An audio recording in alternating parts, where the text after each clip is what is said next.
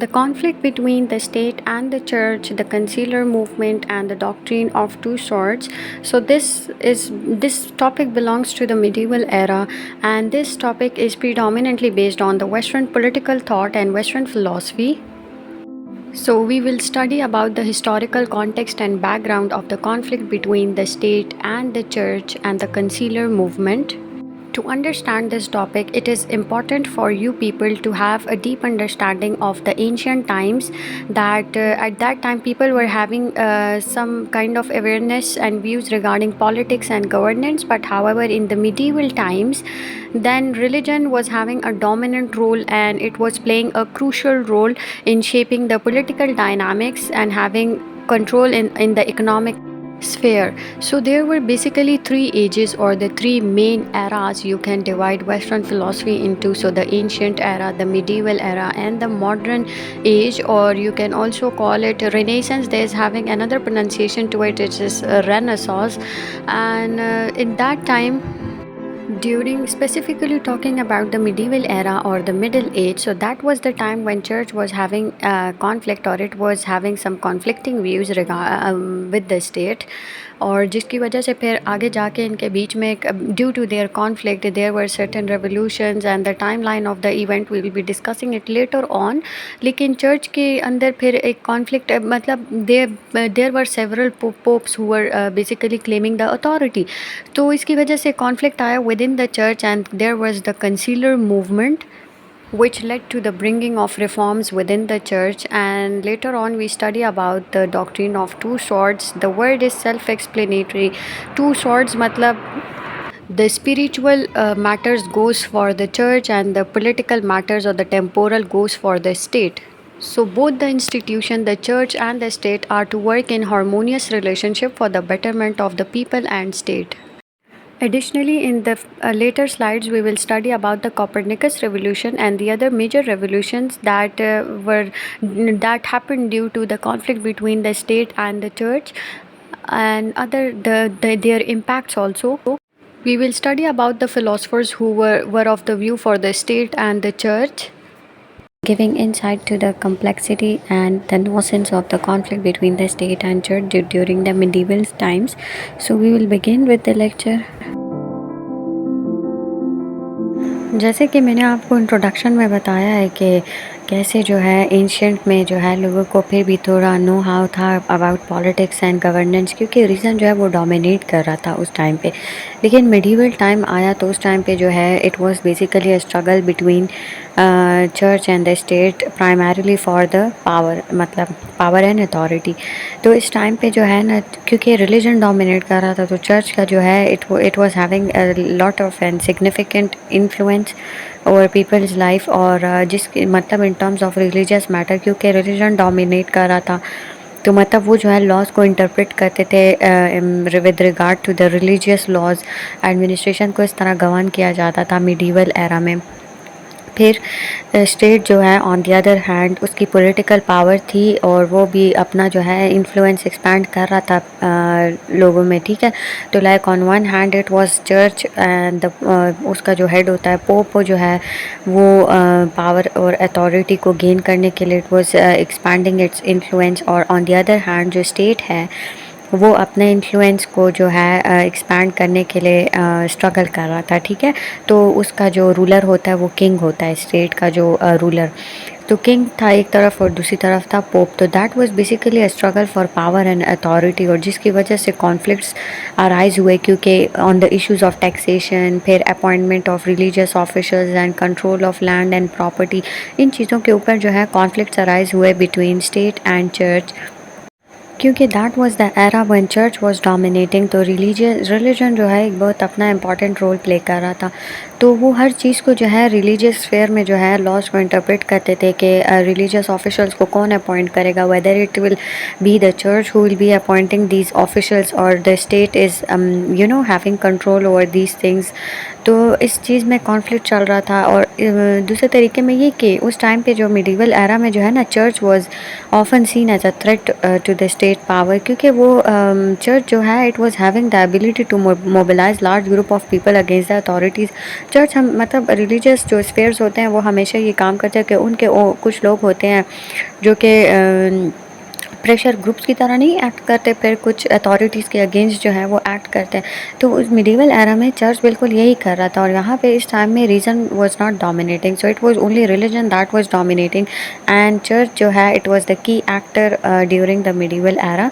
और स्टेट जो है there were a series of conflicts, जो अभी मैं इवेंट्स आपको आगे जाके बताऊंगी कि कौन कौन से इवेंट्स थे that took place between the conflict between the state and church.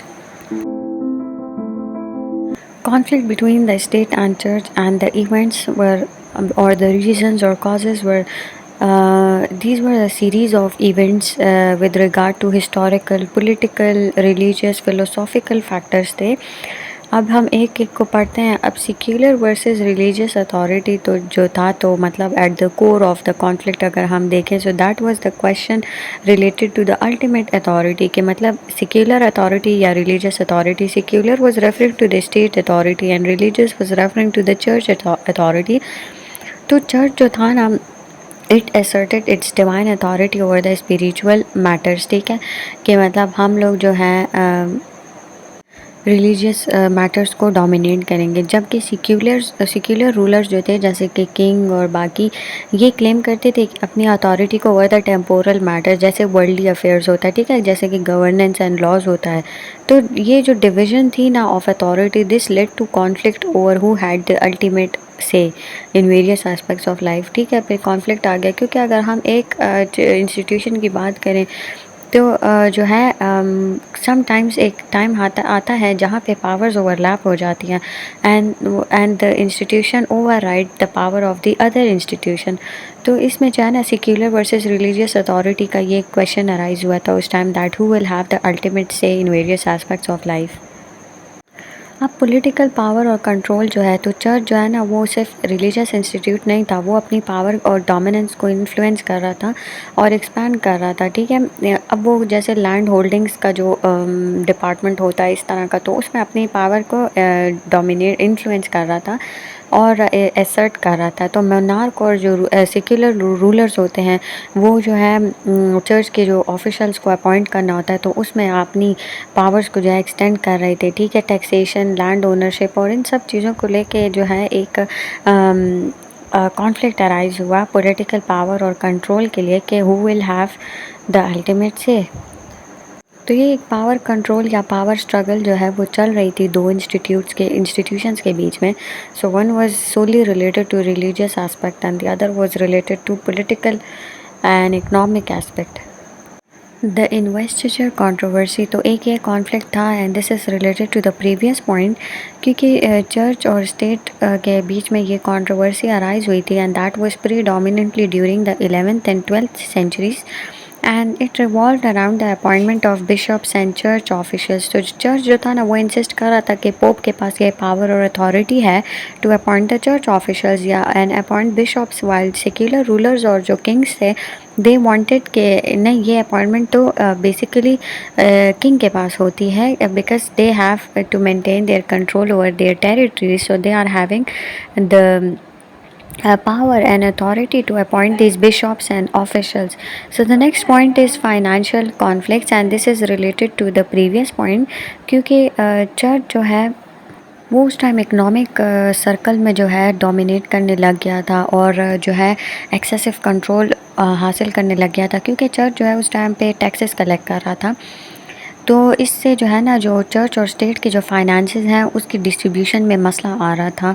तो अल्टीमेट क्वेश्चन ये बन रहा था कि चर्च जो है टैक्सेशन के ऊपर अथॉरिटी जो है वो रखेगा या फिर स्टेट की अथॉरिटी है कि टैक्सेशन डिपार्टमेंट उसके अंडर हो. So this led to the rise of conflict between the state and church, and the other is the religious differences. अब उस टाइम पे जो फ़िलासफ़र्स थे, थियोलॉजिस्ट थे या रिलीजियस स्कॉलर्स थे, वो अपनी डिफरेंट इंटरप्रिटेशंस दे रहे थे रिलेटेड टू रिलीजियस डॉक्ट्रिन या मॉरल प्रिंसिपल्स होते हैं. फ़िलासफ़र्स जो है वो अपनी इंटरप्रिटेशन दे रहे थे, थियोलॉजिस्ट जो है वो अपने फतवे लगा रहे थे कि मतलब regarding to economic and political sphere. ठीक है, तो in these differences sometimes spilled over into the political disputes और कॉन्फ्लिक्ट्स ऑफ लॉयल्टी के ऊपर क्वेश्चन अराइज हो रहे थे.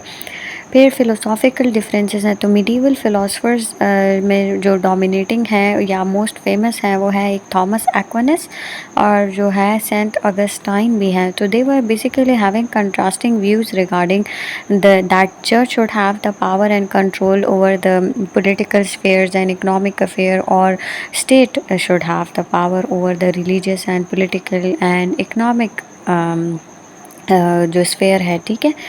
नेशनलिज्म और सॉवरेनिटी का जो पॉइंट है, तो जब से नेशन स्टेट का कॉन्सेप्ट जो है इट टुक द शेप, तो रूलर्स जो हैं हमेशा से या किंग्स एम्परर्स जो हैं वो they have always sought to the greater sovereignty and control over their territories. तो इस ये जो डिज़ायर थी किंग्स की, ये रूलर्स की, एम्परर्स की, ये जो है ना सम टाइम जो है ये क्लैश करती थी यूनिवर्सल अथॉरिटी के साथ, जो कि चर्च उस टाइम पे क्लेम कर रहा था। चर्च कह रहा था कि यूनिवर्सल लॉज जो हैं वो सारे चर्च से डिराइव हुए हैं and pope should have the authority. अब papal versus the royal supremacy है, तो अच्छा यहाँ पे जो है ना डिफरेंट रीजन्स की बात कही हुई है। तो कहाँ पे जो है चर्च की ज़्यादा डिग्री ऑफ एलिगेंस थी, और कहाँ कुछ रीजन्स में मोनार्क के पास ग्रेटर ऑटोनॉमी थी। तो ये जो है ना कॉन्फ्लिक्ट में आ रहा था and that resisted the authority of the pope. और कुछ जगह में जो है the king was having strong supporters, और कहाँ कि कुछ रीजन्स में जो है चर्च और पैपल सुप्रीमेसी की ज़्यादा सपोर्टर्स थे। So this was a point regarding papal versus the royal supremacy. Cultural and intellectual shifts जो है, तो with the Renaissance and the Enlightenment eras जो थे, they basically brought shift in the cultural and intellectual thinking, और इसमें question किया जाता था to the traditional religious authority and the role of church in society. और फिर इन शिफ्ट्स की वजह से और क्रिटिकल थिंकिंग, इंटेलेक्चुअल शिफ्ट्स और कल्चरल अवेयरनेस और इन चीज़ों की वजह से इसने चर्च स्टेट के रिलेशनशिप का जो था या चर्च की पावर थी इसको स्ट्रेन कर दिया था, लिमिट कर दिया था। So the conflict between the state and church, it was not a single or a monolithic struggle.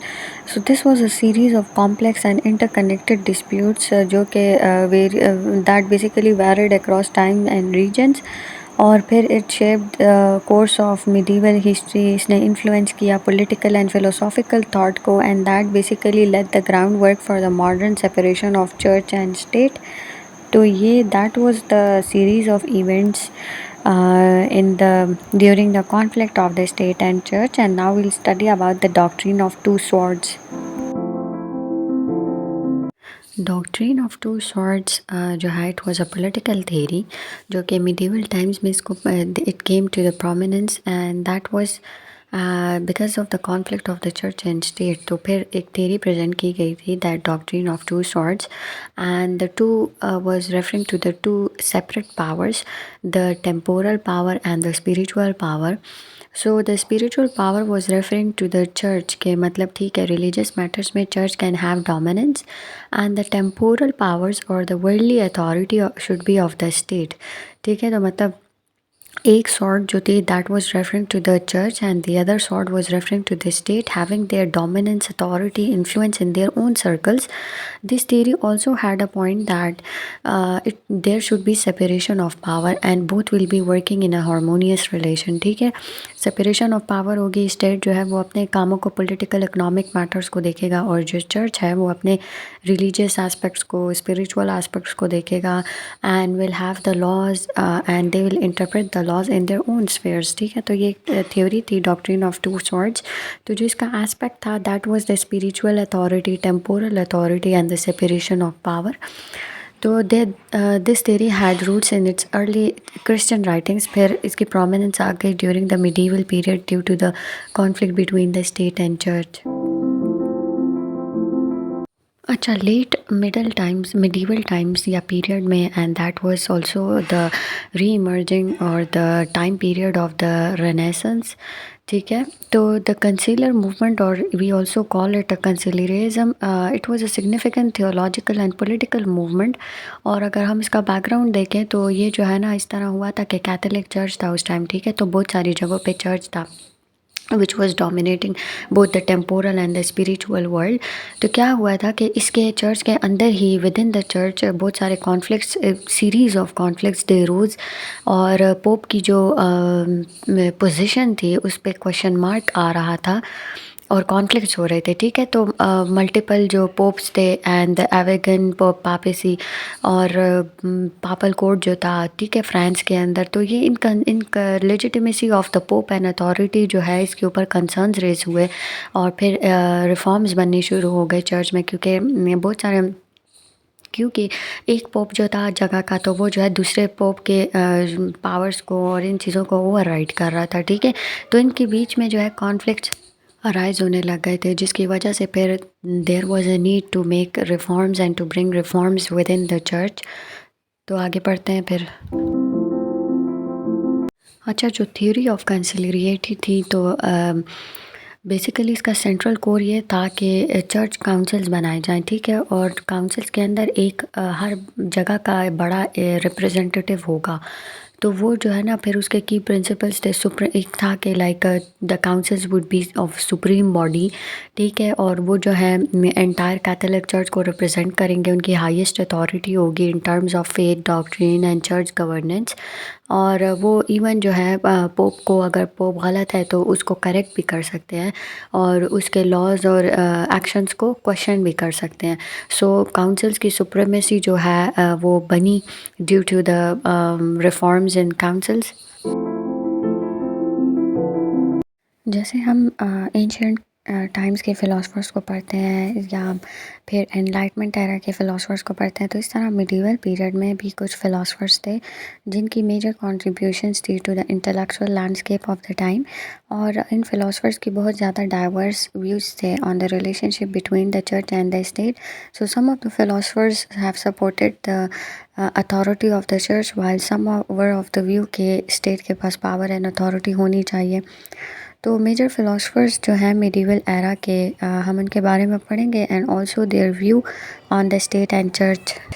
Okay, so the first one we have is the Augustine's writing, या saint Augustine of Hippo. And उसकी जो जितनी भी writings थी, so उसका ही had a very profound influence on the medieval philosophy. ठीक है, क्योंकि उनकी कुछ राइटिंग्स थी, मेजर जो काम था उनका, that was the city of gods. City of god से मतलब द चर्च, और एक और राइटिंग थी सिटी ऑफ मैन, जिसका मतलब था द स्टेट। तो उन्होंने स्टेट के आइडिया को तो प्रमोट किया है, and he also supported the idea of state, but on the other hand he supported that the state should be subordinate to the church, और अल्टीमेट अथॉरिटी जो है वो सिर्फ गॉड के पास है। तो मतलब चर्च जो है वो अपनी पावर्स को गॉड से डिराइव करते हैं। ठीक है, तो मतलब ultimate power and authority is of the church and state is subordinate to it. Okay, so the next philosophers and that is Thomas Aquinas, and he's perhaps the most influential philosopher of the Middle Ages. इनका एक ये stance जो था, तो he sought to reconcile faith and reason, और उन्होंने argue किया था for the compatibility of the natural law. Natural law मतलब जो हम थ्रू रीज़न करते हैं, एंड द डिवाइन लॉ जो कि रिवील्ड बाय गॉड होता है। सो एक्विनस ने जो है एक हारमोनियस रिलेशनशिप के बारे में बताया था, that it should exist between the state and church, और स्टेट की अथॉरिटी जो है it should also be recognized as valid, और इसको अलाइन होना चाहिए with moral and divine principles. तो वो कहते हैं कि ठीक है, चर्च और स्टेट को जो है एक साथ काम करना चाहिए, और स्टेट के जितने भी लॉज हैं वो डिवाइन प्रिंसिपल्स के मुताबिक होने चाहिए, और मॉरल लॉज होने चाहिए, और स्टेट को कोई इमॉरल काम नहीं करना चाहिए। The other philosopher that we have is the Marsilius of Pada, and उसका एक मेजर वर्क था, that was the Defensor Passes, और उन्होंने ही basically advocated for a strong separation of the state and church, और वो ये कहते थे कि स्टेट के पास जो है ना फुल अथॉरिटी होनी चाहिए फॉर द टेम्पोरल मैटर्स, और जो चर्च का रोल है वो लिमिट होना चाहिए to the spiritual matters only. ये मार्सिलियस के काम नहीं, और इनकी जितनी भी राइटिंग्स थी, it basically led the work for the later secularism. So the next we have is the John Duns Scotus, और Scotus was basically a scholastic philosopher जिन्होंने इस आइडिया को डिफेंड किया था regarding the state and church. वो कह रहे थे कि सही है, मुख्तलिफ हैं, लेकिन इन दोनों के आपस में कॉम्प्लीमेंट्री रोल्स हैं। ठीक है, मतलब एक दूसरे को सपोर्ट करना चाहिए, स्टेट को भी और चर्च को भी। And he also emphasize the importance of individual conscience, और कहा था कि individual should be free will in moral decision making. The other we have is the William of Ockham. Ockham जो है he is known for his principle of parsimony. उनके काम को जो है ना he is often referred to as Occam razor, और he basically argued for the limiting the authority of the church in matters beyond faith. ओकम ने जो है स्टेट के आइडिया को सपोर्ट किया था और कहते थे कि स्टेट के पास एक हायर डिग्री ऑफ ऑटोनॉमी है और state should have the ultimate authority and power, like and church should be subordinate to the state. So the next we have is the St. Anselm of Canterbury, और जो he was a theologian and philosopher जिनकी major contributions थी to the development of a Christian thought.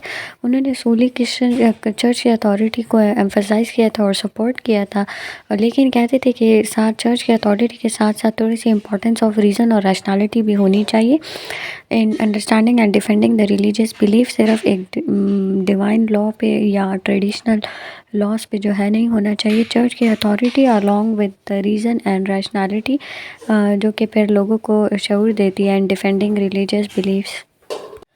So the last we have is Peter Abelard. ये भी एक philosopher थे. He was also a theologian, और इन्होंने जो है he basically emphasized for the use of reason in theology. इन्होंने church की पावर को सपोर्ट किया है और बिल्कुल स्टेट को जो है it should be subordinate to the church और चर्च के पास अल्टीमेट अथॉरिटी होनी चाहिए. So it is very important कि हम इन चीज़ों को देखें कि इसमें कितने फ़िलासफ़र्स हैं जिनके डिफरेंट व्यूज़ थे, ओपिनियंस थे on the relationship between the state and church, और इनके व्यूज़ ने जो है ना they were reflecting the complexities of the medieval intellectual landscape.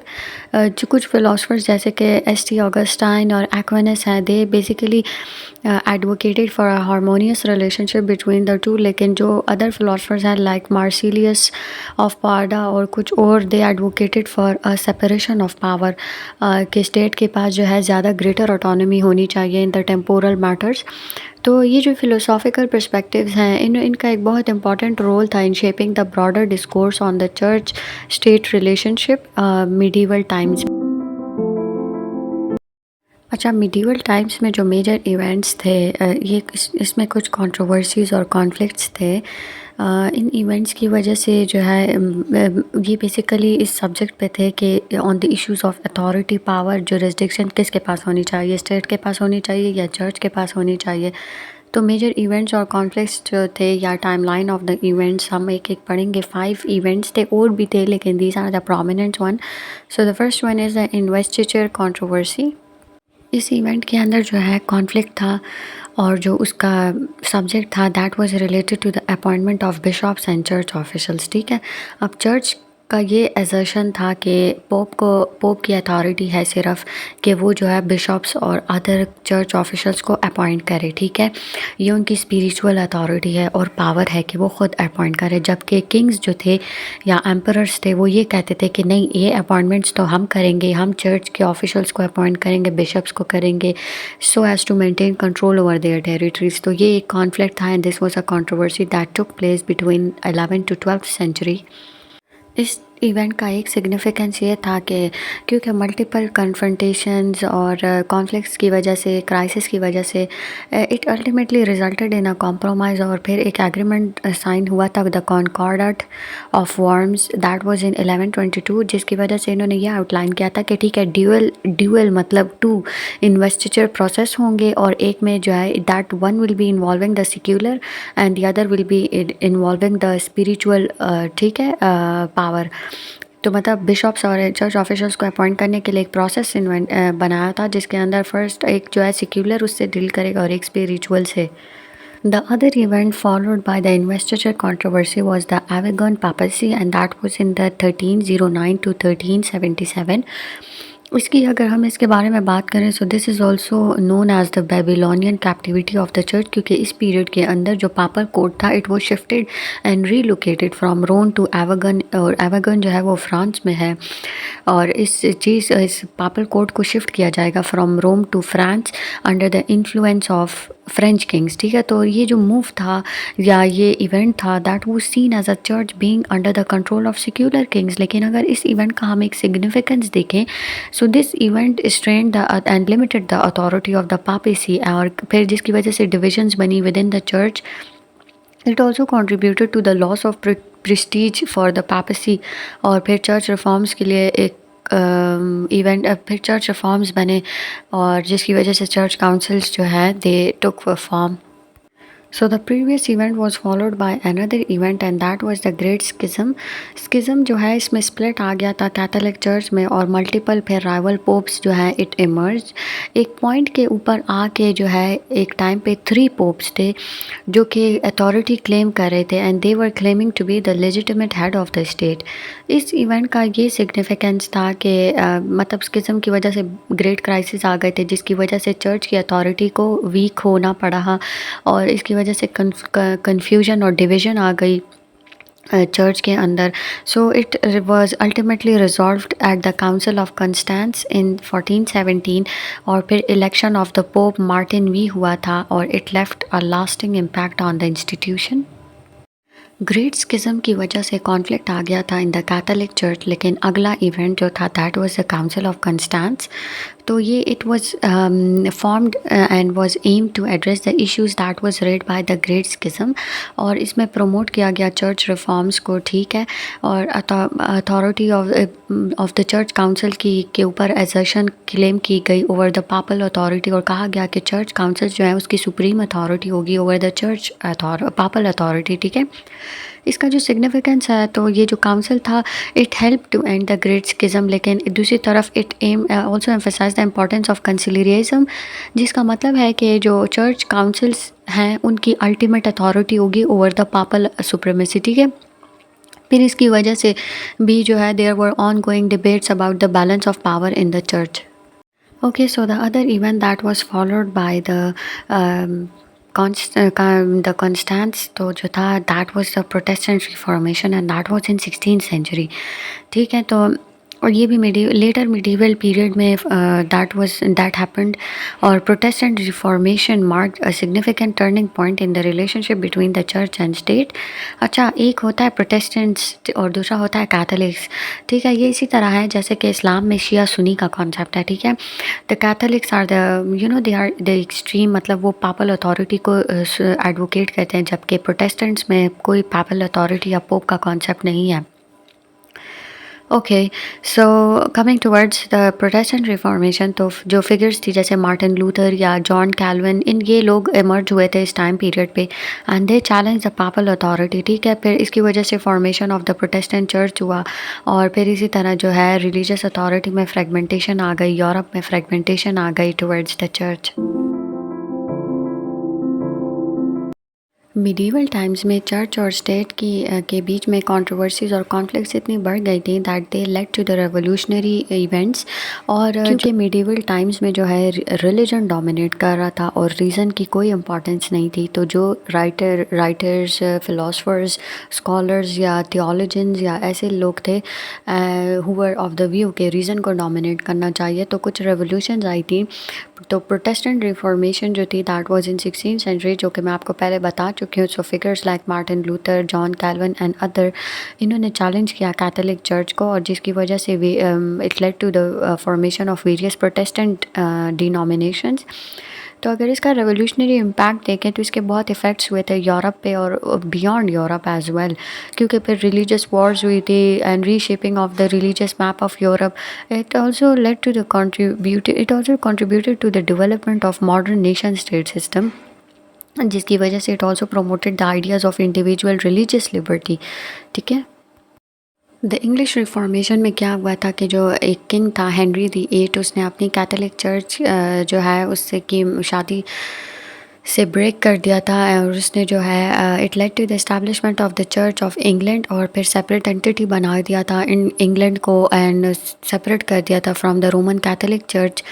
तो जो इंग्लिश इसका जो अगर रेवोल्यूशनरी इम्पैक्ट देखें तो जो इंग्लिश रिफॉर्मेशन है उसका एक बहुत सिग्निफिकेंट पॉलिटिकल कॉन्सिक्वेंसेस थे, और इसने स्ट्रेंथन किया इंग्लिश मोनार्की को, और इस it led to the shift of authority from pope to the royal supremacy of the church in England. और इसने कुछ it also influence the development of constitutional government, और फिर बाद में ग्लोरियस रेवोल्यूशन भी आई थी इन 1688.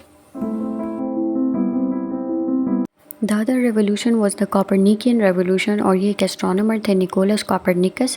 उन्होंने एक मॉडल को चैलेंज किया था और वो था जियोसेंट्रिक मॉडल। जियोसेंट्रिक मॉडल के मुताबिक ऑफ द यूनिवर्स के मुताबिक था कि अर्थ जो है वो सेंटर है और सब चीज़ें जो है प्लैनेट्स सन उसके इर्द गिर्द रिवॉल्व करते हैं। And he challenge this model, और उन्होंने अपना एक मॉडल प्रेजेंट किया था, एंड दैट वाज हीलोसेंट्रिक मॉडल, जिसके अंदर था कि अर्थ और अदर प्लैनेट्स जितने भी हैं वो they revolve around the sun, and he was very much right. तो इसका जो रेवोल्यूशनरी इम्पैक्ट था तो वो ये था कि जो साइंटिफिक रेवोल्यूशन थी fundamentally altered the humans understanding of the cosmos, मतलब रिलेटेड टू द यूनिवर्स और nature of our plan place in it. ठीक है, तो इसने चैलेंज किया ट्रेडिशनल व्यूज़ को जो जो कि चर्च ने डिराइव किए हुए थे, और फिर it also led to the broader scientific revolution, जिसकी वजह से it also emphasize the empirical observation और मैथमेटिकल रीजनिंग को प्रमोट किया गया था, और चर्च की जितनी भी ट्रेडिशनल वो थे व्यूज़ थे regarding the Cosmos and universe वो सब गलत साबित हो गए थे।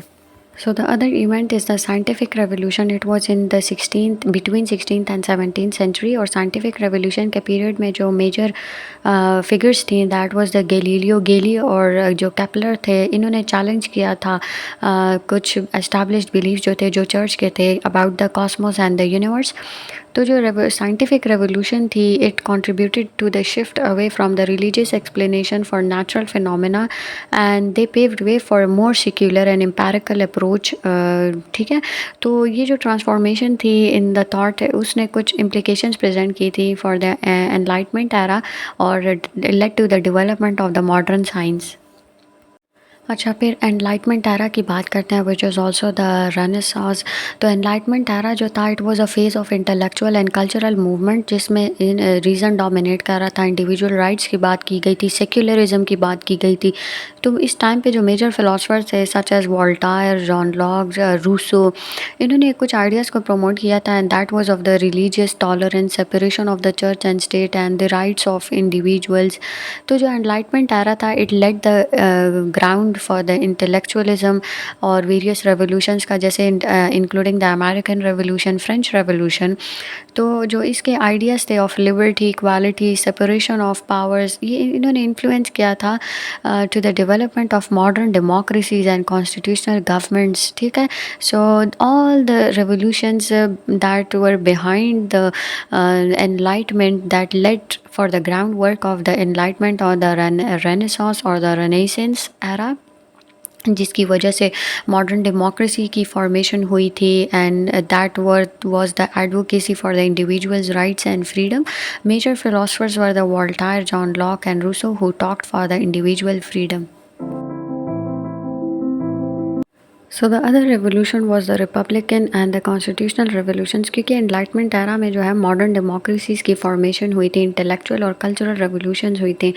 तो रिपब्लिकनिज्म और कॉन्स्टिट्यूशनलिज्म जो है वो पॉलिटिकल मूवमेंट्स और डेवलपमेंट्स की बात करता है, जिसमें आइडियाज़ ऑफ रिप्रेजेंटेटिव गवर्नमेंट होती है, इंडिविजुअल राइट्स होते हैं, लिमिटेड गवर्नमेंट पावर होती है क्योंकि individuals have the right to make decisions. तो ये जो जितने भी मूवमेंट्स थे they were crucial in shaping modern political systems. कुछ English civil war, glorious revolution, it resulted in constitutional developments and the establishment of constitutional monarchy in England, और इसकी वजह से आगे जाके American revolution and its declaration of independence and constitution, it be also became a model for republican and constitutional governments in the world. Medieval times में church और state के बीच में जो कॉन्फ्लिक्ट था उसकी वजह से it led to the significant changes, कुछ चैलेंजेस आए एंड मेजर डेवलपमेंट्स। तो जो first one was the weakening of the papal authority. जाहिर है कि पैपल सुप्रीमेसी को चैलेंज किया गया था, और फिर कॉल फॉर चर्च रिफॉर्म्स हुए थे, वो council of the church establish हुआ था। ठीक है, and it had ultimate authority over the papal authority. Rise of national churches हुए थे, प्रोटेस्टेंट्स की फॉर्मेशन हुई थी, रिलीजियस वॉर्स और कॉन्फ्लिक्ट हुए थे। It also led to the impact of church finances के के पापल जो है वो चर्च फाइनेंस को डील नहीं करेगा। It also led to the development of doctrinal and theological responses. ठीक है, ट्रेडिशनल रिस्पॉन्सेस को चैलेंज किया गया था। It led to the bringing of the reason and intellect in the religion, और फिर promotion of religious art and culture भी हुआ था। ठीक है, तो सारे ट्रेडिशनल और जो रिलीजियस वो थे उनको चैलेंज किया गया था। And these were the significant changes and challenges and the development in these were the impacts of the conflict between the state and church. So this marks the end of the lecture. I hope you liked it. If you did, please give this video a thumbs up and subscribe to my channel. I'll be coming up with more interesting lectures, so stay tuned. Until then, take care. Bye.